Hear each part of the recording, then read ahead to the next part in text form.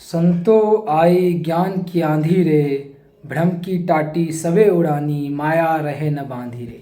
नमस्कार सभी को। पिछले दिनों मैंने पुस्तक पढ़ी झीनी झीनी बीनी चदरिया।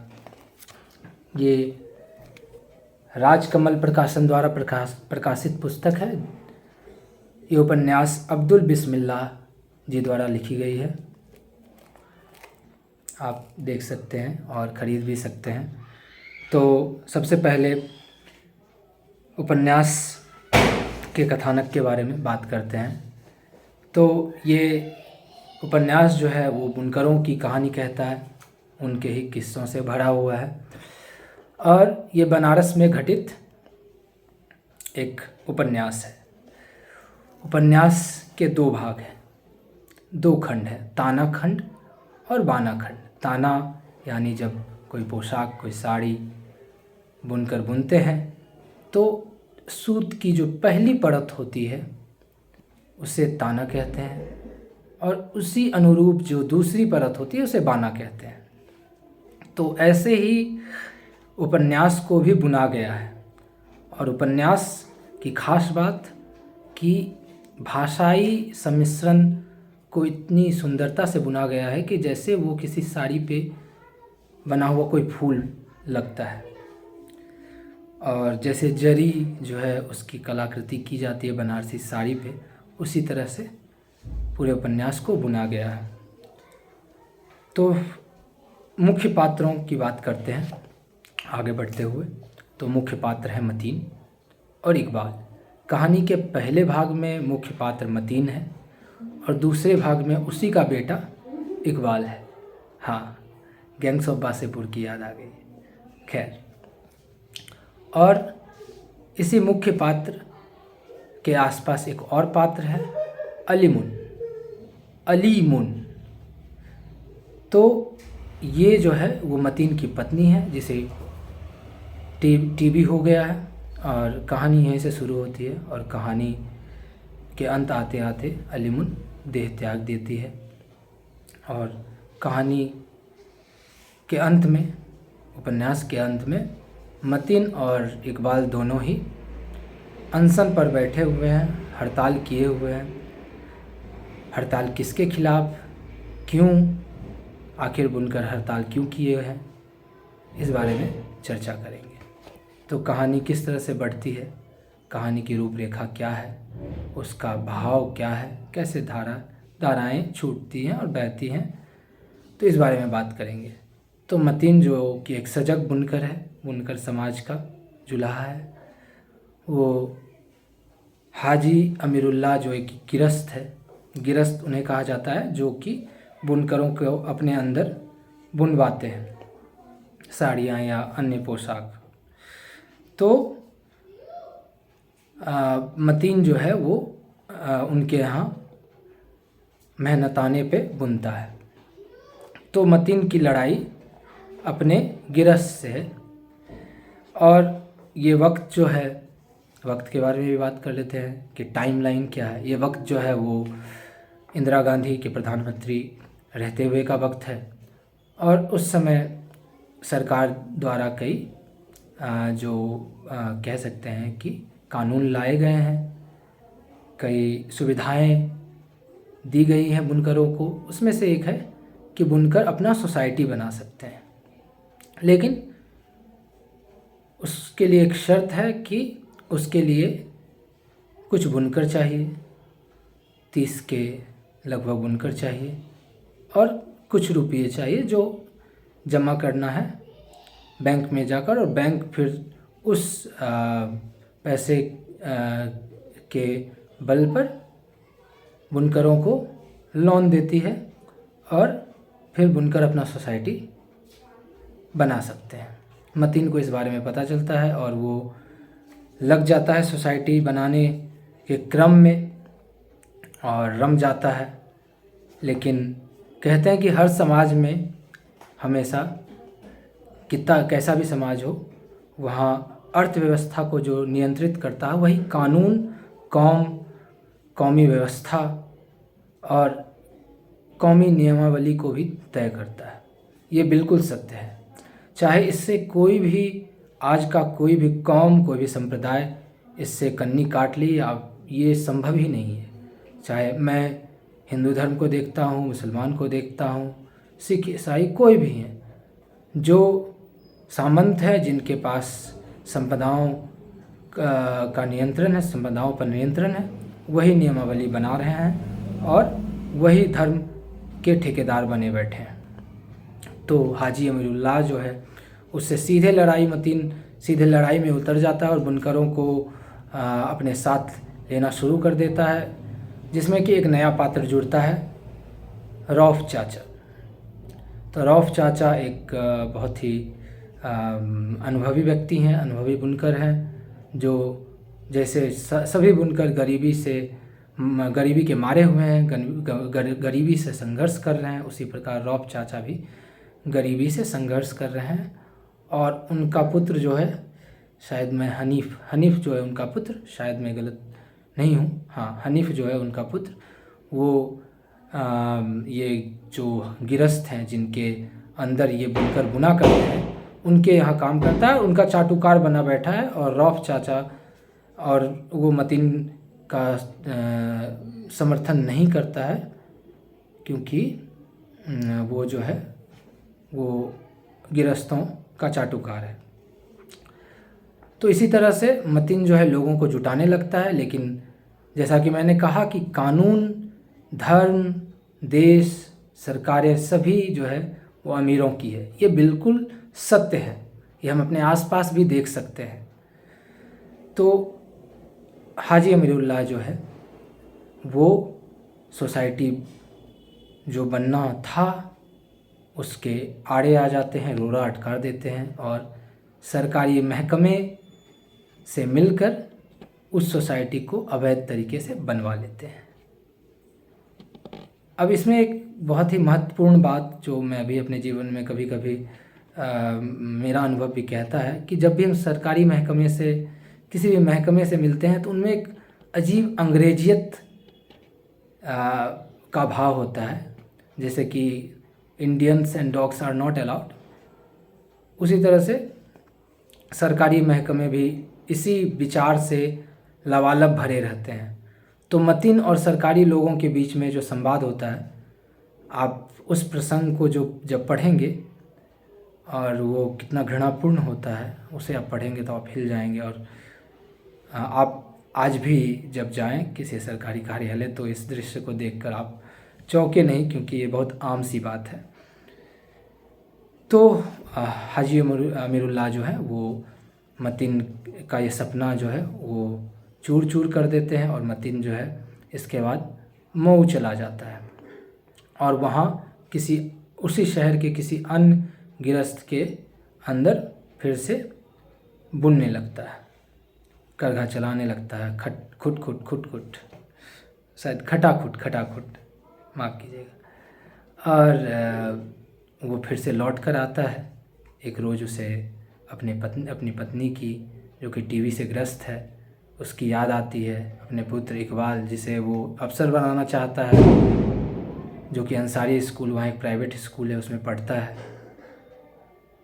उसकी याद आती है और वो लौट जाता है। कहानी में कई प्रसंग हैं स्त्री पुरुष के संबंधों के बारे में, कैसे उनका संबंध होता है, कैसा है मुसलमान समाज, उसकी क्या कुरीतियाँ हैं, इस बारे में बात करता है। तो आगे बढ़ते हुए मतीन के आसपास एक और जो पात्र है लतीफ़, जिसके द्वारा इस उपन्यास का जो सामाजिक सरोकार है, सामाजिक विषय वस्तु है, कैसी सामाजिक परिस्थितियाँ, इस बारे में मैं बात करूँगा। तो सबसे पहले जो कई बार लेखक जो हैं, रचनाकार जो हैं, उपन्यासकार जो हैं, इस बारे में बात करते हैं कि कैसे मुसलमान समाज में तलाक जो है कोढ़ की तरह है, और कई चीज़ों के बारे में जिक्र करते हैं, लेकिन खासकर इस बारे में वो बार बार चोट करते हैं। तो कैसे लतीफ़ जो है वो अपने पत्नी को 3 बार तलाक कह देता है, और वो भी नशे की हालत में, और कमरून जो है उसकी पत्नी, उसको घर छोड़कर जाना पड़ता है। एक और सामाजिक पहलू और कौमी व्यवस्था जिसकी बात की गई है, हलाला, तो कमरून जो है वो उपन्यास के अंत में लतीफ़ के पास लौट जाना चाहती है, लेकिन वो नहीं लौट सकती है। और कहीं ना कहीं वो उपन्यास के शुरुआत में भी जब उनका तलाक होता है तब भी कमरून को अपने पति की याद आती है और वो लौट जाना चाहती है, लेकिन वो नहीं लौट पाती है, क्योंकि इस्लाम जो है हलाला के बारे में कहता है कि पत्नी अपने तलाकशुदा पति के पास, या कह सकते हैं जिनसे तलाक हो गया है उनके पास तभी जा सकती है जब वो हलाला की प्रक्रिया से गुजरे, यानी उसे किसी और मर्द के साथ विवाह करना होगा, निकाह करना होगा, और फिर ही वो फिर से अपने पुराने पति के पास, तलाकशुदा पति के पास जा सकती है। तो इस बारे में बात की गई है और इस पे चोट भी किया गया है। हालांकि लतीफ़ और कमरून उपन्यास के अंत तक साथ रहने लगते हैं। कौम के संप्रदाय के जो ठेकेदार हैं वो आकर रोकते भी हैं, और ठेकेदार कौन होते हैं इस बारे में भी अब्दुल बिस्मिल्लाह बहुत स्पष्ट रूप से कहते हैं। जैसा कि मैंने पहले भी कहा, कानून, समाज, धर्म, संप्रदाय, कौम, हर सरकार, सबको कौन चलाता है? जो अर्थव्यवस्था पे नियंत्रण रखते हैं। और यहाँ अर्थव्यवस्था पर नियंत्रण कौन रखे हुए हैं? जो गिरस्त, जिनके अंदर बुनकर अपने बुनकर काम करते हैं और उनके लिए पोशाक बुना करते हैं। तो वो बैठते हैं और यही फरमान सुनाते हैं कि कमरून और लतीफ़ जो है वो अलग हो जाएं, और कमरून को हलाला की प्रक्रिया से गुजरना ही पड़ेगा। तो रौफ चाचा जो एक अनुभवी व्यक्ति हैं, जो जुलाहा हैं, जो उसी गरीबी के मारे हुए हैं जिस गरीबी के मारे सारे जुलाहे हैं, वो आते हैं और कहते हैं कि लतीफ़ जो है वो नशे की हालत में ऐसा तलाक दे दिया था, इसलिए तलाक मान्य नहीं हुआ, और फिर वो दोनों साथ हो जाते हैं। और वो प्रसंग आप जब पढ़ेंगे तो आप की आंखों में आंसू आ जाएंगे। और स्त्रियों की क्या हालत है मुस्लिम समाज में। हालांकि हर एक समाज में, मैं तो कहता हूँ कि स्त्रियों का सतयुग अभी आया है, पुरुषों का कभी होगा शायद। तो स्त्रियों की क्या स्थिति है मुस्लिम समाज में, जब आप इस उपन्यास को पढ़ेंगे तो बिल्कुल स्पष्ट हो जाएगा कि शैक्षणिक रूप से, व्यावसायिक रूप से, राजनैतिक रूप से, हर प्रकार से, सामाजिक रूप से, और यहाँ तक कि वो कह सकते हैं कि कई लोगों को भोजन भी नहीं नसीब नहीं होता है, दोनों वक्त की रोटी भी नसीब नहीं होती। जो बुनकर पूरे देश के लिए, देश और विदेश के लिए साड़ियाँ बना रहे हैं, कई पोशाक बना रहे हैं, सुंदर फूल बना रहे हैं, उस पर गढ़ रहे हैं, और वो बुनकर जो है वो एक झिनी हुई चादर। मैं जब इस किताब का नाम पढ़ा, मैंने इस पुस्तक का नाम पढ़ा, तो मुझे ये लगा कि झीनी बीनी चदरिया जो है वो झीनी शब्द जो है, ये जो दोनों युगल शब्द हैं, ये दोनों उन बुनकरों के लिए ही प्रयोग किया गया है। ये मेरा मानना, ये मेरी टीका है, आप इसे ना माने हालांकि। लेकिन कैसे लतीफ़ जो है वो संघर्ष कर रहा है, और फिर जो है वो सरकारी व्यक्ति जो है वो अवैध रूप से हाजी अमरुल्लाह जो है उसके अंदर सोसाइटी खुलवा देते हैं, और कह सकते हैं कि फेक नाम इन लोगों का उस सोसाइटी में डाल दिया जाता है, बुनकरों का। और लतीफ़ इस हार से तिलमिला उठता है और दूसरे शहर भाग जाता है, जैसा कि मैंने कहा, और फिर वो लौट आता है, और फिर वो लड़ाई फिर से शुरू होती है। हालांकि शुरुआत के दिनों में वो जो है वो बुझा पड़ा रहता है, लेकिन उसका पुत्र इकबाल जो उसी की तरह कर्मठ है, जो कि बाना खंड में बहुत ही प्रखर वक्ता और एक मुख्य पात्र की तरह उभरता है, वो इस कहानी को आगे बढ़ाता है, इस उपन्यास में एक अहम कड़ी आकर जोड़ता है, और वो मुस्लिम समाज को कैसे कहता है कि हम किस तरह से कौमी व्यवस्थाओं के अराजकता में लदे हुए हैं और इससे निकलने की आवश्यकता है। इसलिए वो अपने भांजी, जो एक प्रकार से उसकी भांजी लगती है या साथ बहन लगती है, उसे वो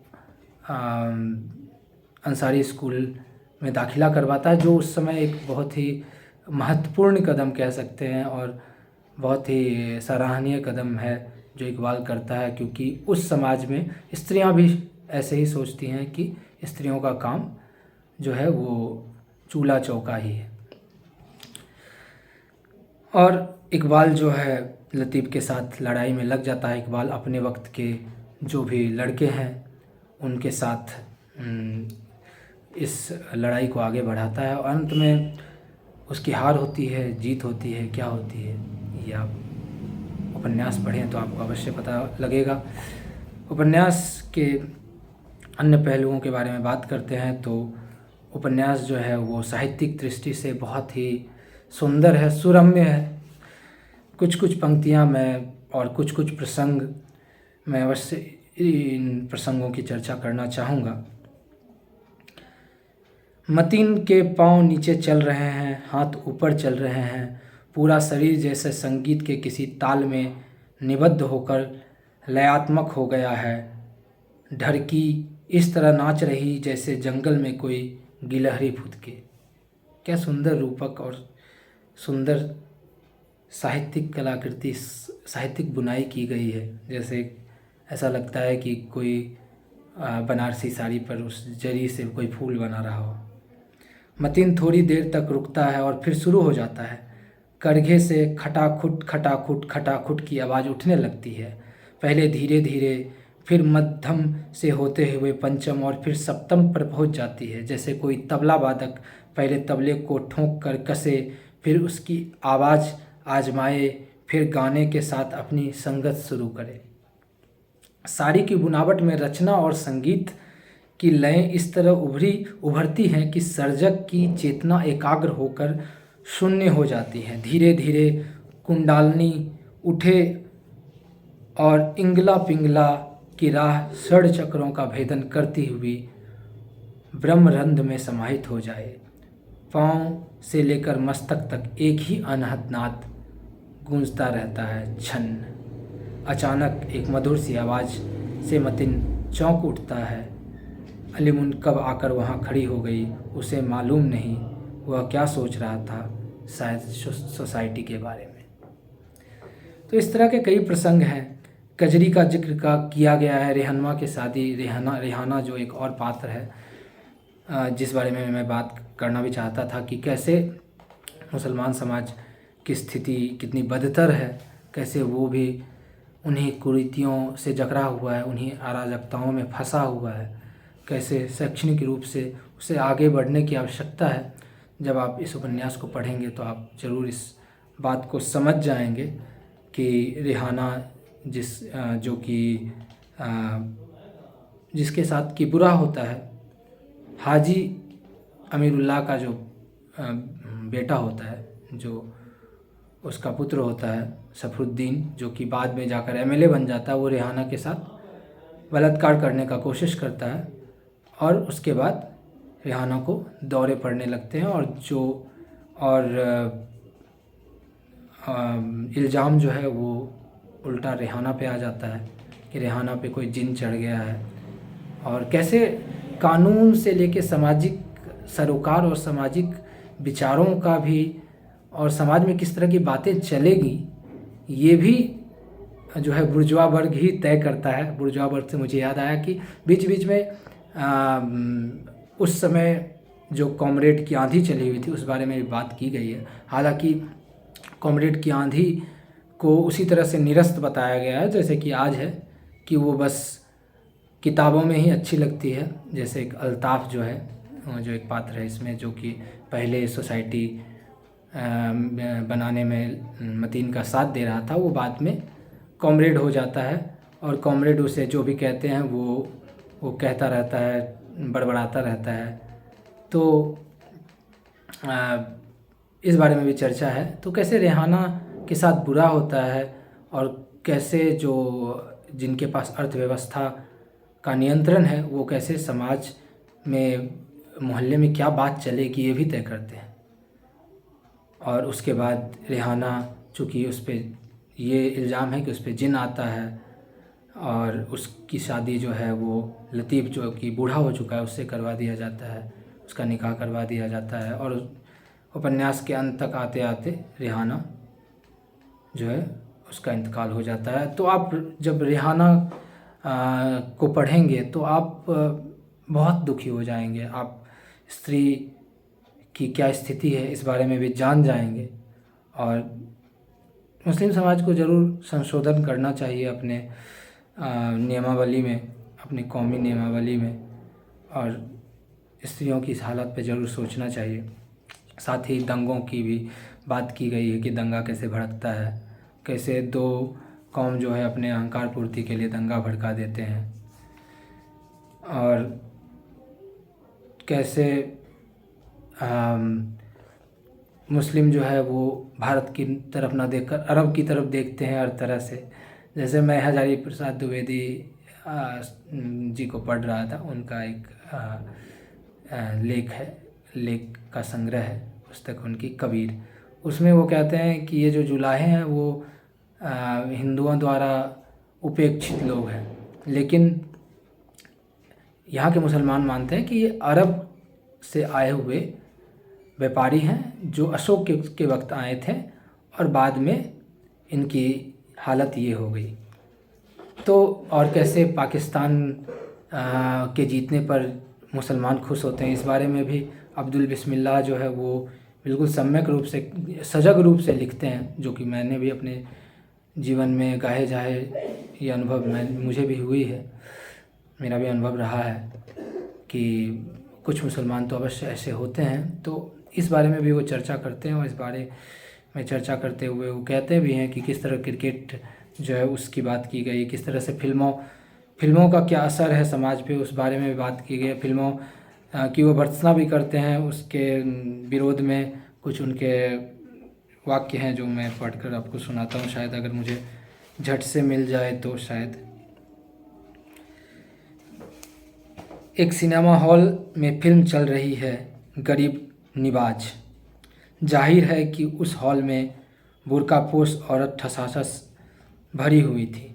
इस मुल्क का जो फिल्म उद्योग है वो आवाराओं और स्त्रियों के बल पर ही तो चल रहा है, इसलिए कभी वह हिंदू स्त्रियों का भावनात्मक लाभ लेने के लिए संतोषी माता जैसी फिल्म बना डालता है, तो कभी दबी घुटी दुखी उदास मुस्लिम औरतों को गरीब निवाज जैसी फिल्म दिखाकर यह आश्वासन देता है कि घबराओ नहीं, बाबा के दरबार में जाओ, जैसे हीरोइन के दिन फिरे हैं वैसे ही तुम्हारे दिन भी फिरेंगे।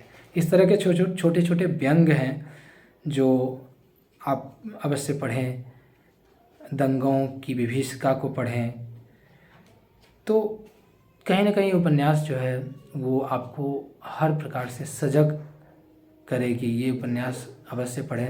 वीडियो थोड़ा लंबा हो गया मुझे पता है, लेकिन आप अगर इसे पूरा सुन जाएं तो कथा वस्तु जो भी है उपन्यास की वो आपको समझ आ जाएगी।